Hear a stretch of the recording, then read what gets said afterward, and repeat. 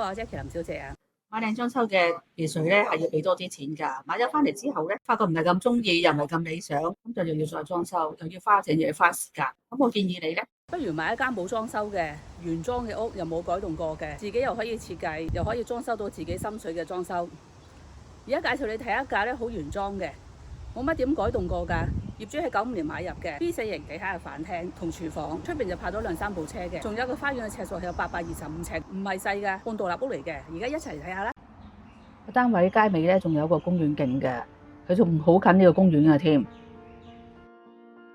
業係錯層式設計嘅，3層高有天台嘅。而家睇緊呢個係車房嘅，車房咧仲可以泊到2-3部車嘅。入到屋後咧，你就會見到個內廁樓梯嘅，通常咧都係喺大門嘅左邊或者右邊嘅。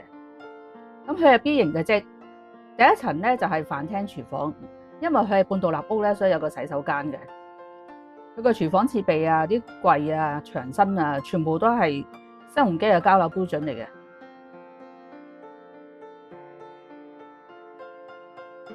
有木地板。佢嘅花園咧就825尺嘅，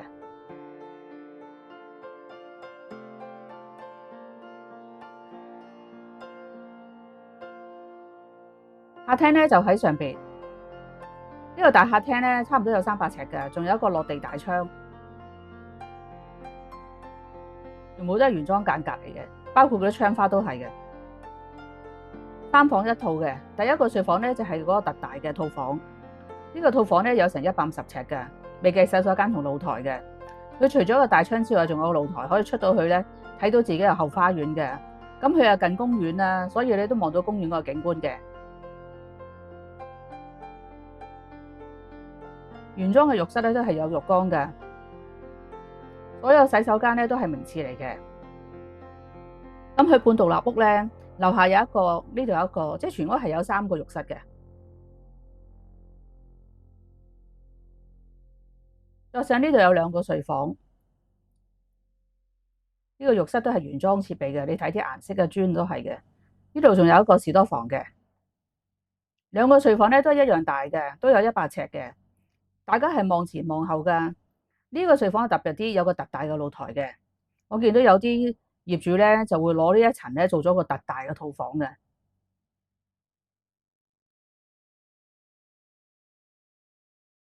呢個單位嘅年期係1994年嘅，建築面積係2014尺，實用面積係1377尺嘅。